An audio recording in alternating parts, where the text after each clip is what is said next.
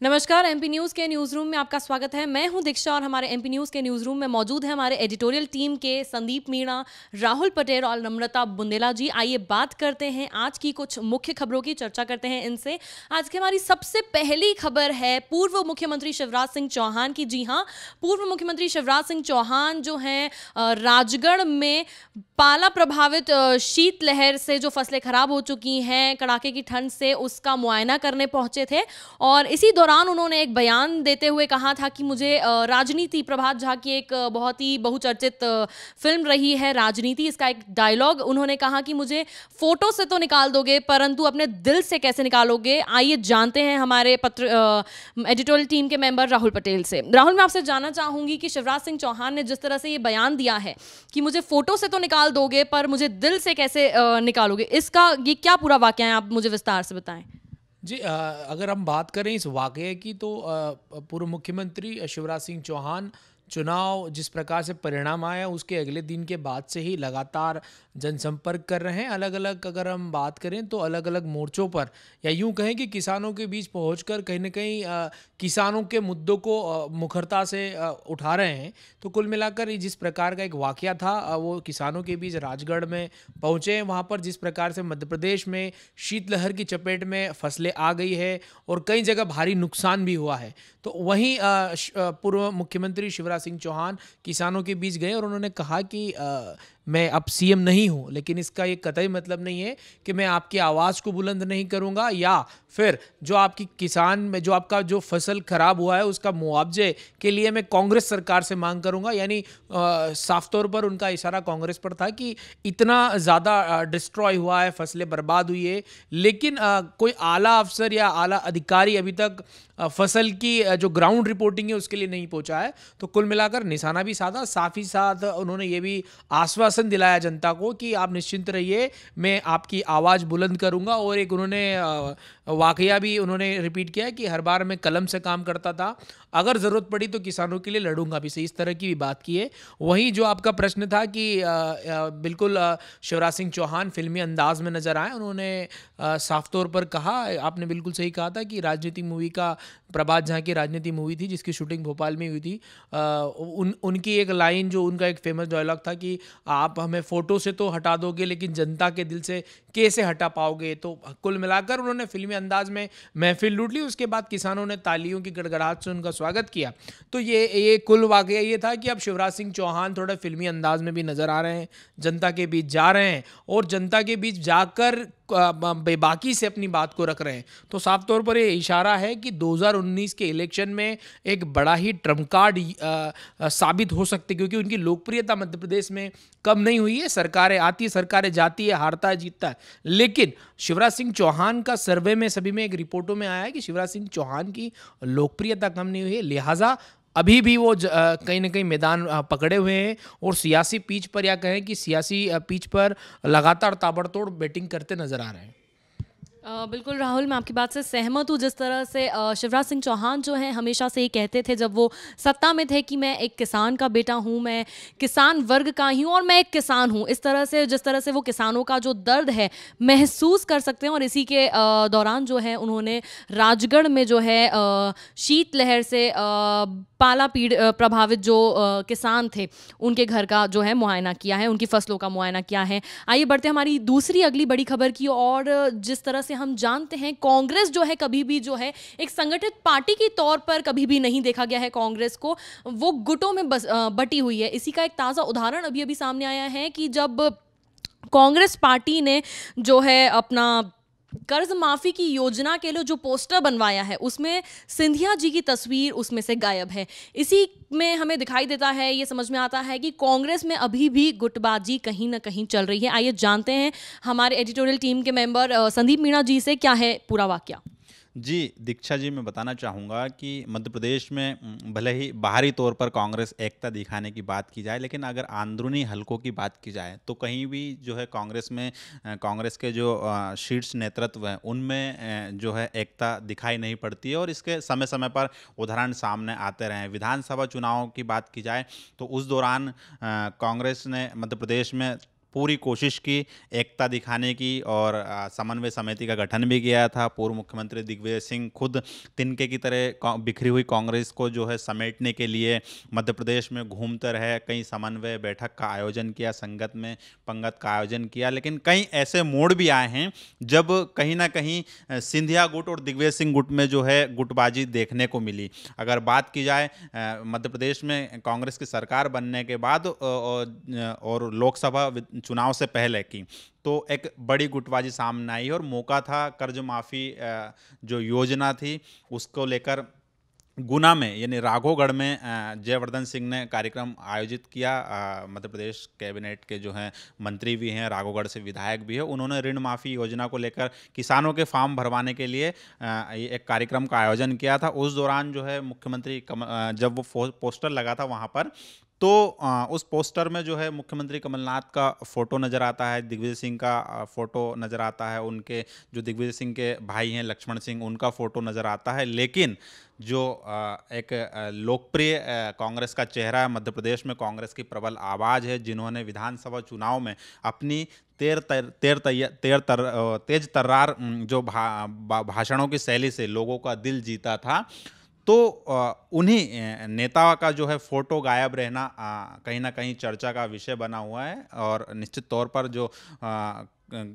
जो सांसद हैं गुना से ज्योतिरादित्य सिंधिया, उनका फोटो जब उस पोस्टर में नहीं था तो इसको लेकर सियासी गलियारों में चर्चाओं का बाजार गर्म हो गया, और जिसको लेकर अब कहीं ना कहीं एक बार फिर जो है गुटबाजी की सुगबुगाहट तेज हो गई है। चूँकि मध्य प्रदेश का विधानसभा चुनाव तो खत्म हो गया है, लेकिन मिशन 2019 यानी लोकसभा चुनाव आना बाकी है, और ऐसे में कहीं ना कहीं फिर से सिंधिया राजघराना और दिग्विजय सिंह राजघराने के बीच जो है गुटबाजी आना कहीं ना कहीं कांग्रेस के लिए मुसीबत का सबब है। और अगर हम अतीत की बात करें, पहले की राजनीति की बात की जाए, तो समय समय पर दिग्विजय सिंह और ज्योतिरादित्य सिंधिया घराने के बीच गुटबाजी सामने आती रही है। और अगर बात की जाए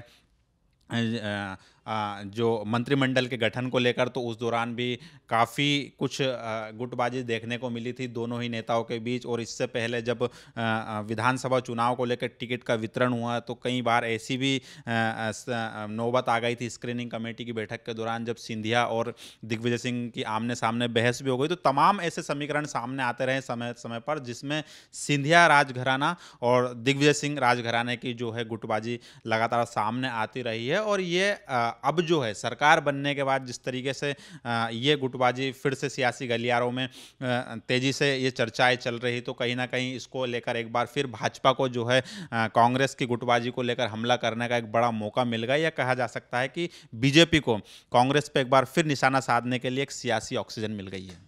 बिल्कुल, जिस तरह से हमने देखा था विधानसभा के चुनाव के पहले या विधानसभा के चुनाव के बाद भी जो है सीएम की पद के लिए जो है ज्योतिरादित्य सिंधिया और कमलनाथ में भी एक होड़ लगी हुई थी, होड़ मची हुई थी।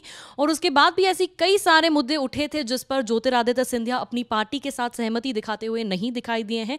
इसी का एक ताज़ा तरीन जो है उदाहरण हमारे सामने आया था, जो कर्ज माफ़ी की योजना के तहत, जो फॉर्म भरवाने की योजना के तहत पोस्टर में ज्योतिरादित्य सिंधिया का जो फोटो नहीं लगवाया था। आइए बढ़ते हमारी अगली बड़ी खबर की और, जिस तरह से अभी सामने आ रही है कि कमलनाथ सरकार जो है फर्जी प्रमाण पत्र लेकर सरकारी अफसर जो सरकारी नौकरियों पर बैठे हैं उनके ऊपर जो है गाज बरस सकता है। जी हाँ, ऐसा ही कुछ करने जा रही है अपने आगामी दिनों में कांग्रेस सरकार। आइए जानते हैं राहुल पटेल जी से।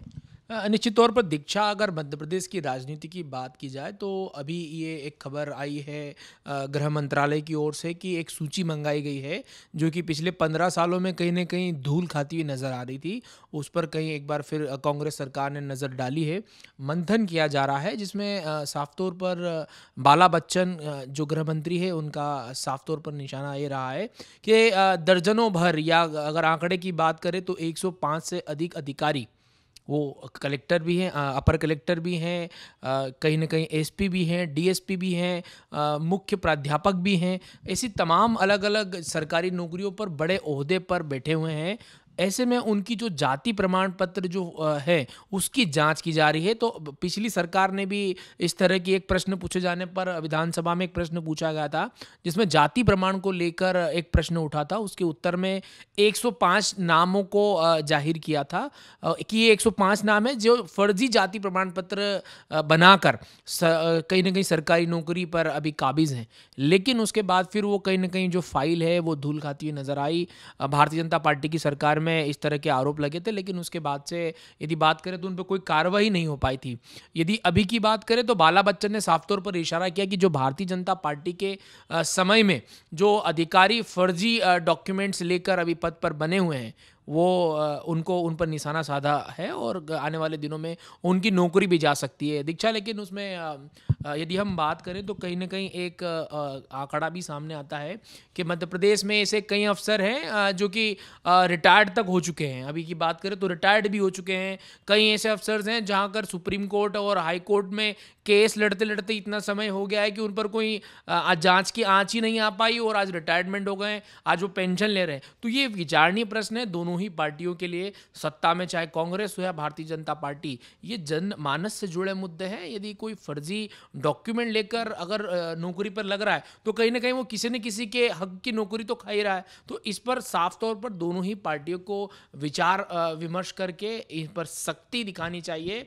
और जो भी इनमें कहीं ना कहीं कल्प्रिट है या जिन्होंने भी डिफॉल्टर है, जिन्होंने फर्जी डॉक्यूमेंट के कारण नौकरी पाई है, इन पर जो है निशाना साधना चाहिए, इन पर बड़ी कार्रवाई होनी चाहिए। बहरहाल अब तक तो जिस तरह के बयान आ रहे हैं उससे लग रहा है कि कुछ होगा, लेकिन जब तक ये इन पर कार्रवाई नहीं हो जाती है कुछ भी कहना बड़ी जल्दबाजी होगी। क्योंकि राजनीति में माना जाता है कि समय समय पर कुछ बयान देना इम्पोर्टेंट होते हैं या कुछ बयान राजनीति को लेकर दिए जाते हैं, लेकिन उन पर सख्ती से पालन नहीं होता है और कई बार इन पर कार्रवाई नहीं हो पाती है। तो कहीं ना कहीं एक बार फिर मध्य प्रदेश की राजनीति में जो फाइलें दबी हुई थी उसको निकालने की जुगत में कांग्रेस नजर आ रही है। और ऐसे जो कर्मचारी है जो लगातार फर्जी डॉक्यूमेंट के कारण नौकरी कर रहे थे उन पर अब गाज गिरना तय माना जा रहा है।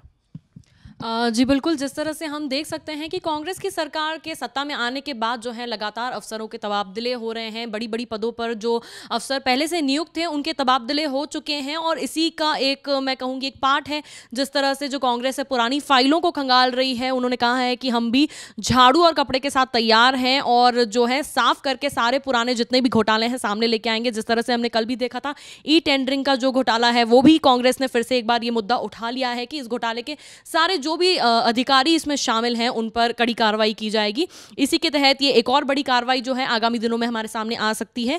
बढ़ते हैं हमारी अगली खबर की और। जिस तरह से हम जानते हैं जब सत्ता में हमारे पूर्व मुख्यमंत्री शिवराज सिंह चौहान थे तो उनका एक सपना था कि वो प्रशासनिक सुधार आयोग जैसी एक कमेटी बनाए लोगों के लिए कार्य करने के लिए। और कहीं ना कहीं अब देखें तो हम कमलनाथ सरकार ने जो है भाजपा के अच्छे गुणों को लेते हुए अवगुणों को दूर करते हुए जो है अच्छे गुणों को जो ले लिया है उसमें से एक जो है प्रशासनिक सुधार आयोग बनाने का काम भी है, जिस पर उन्होंने मोहर लगाते हुए आगामी इसी पूरे प्रक्रिया पे काम करना शुरू कर दिया है। आइए जानते हैं इस पूरे वाकया के बारे में संदीप जी से।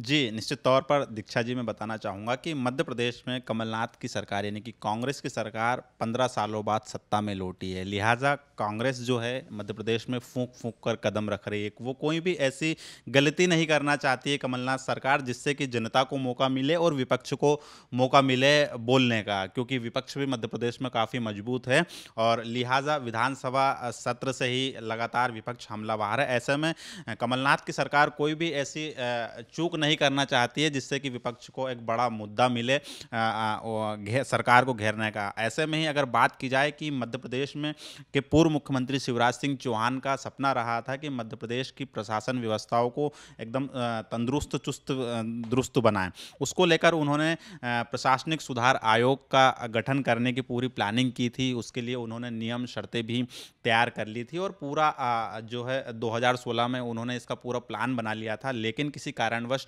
यह नहीं हो पाया।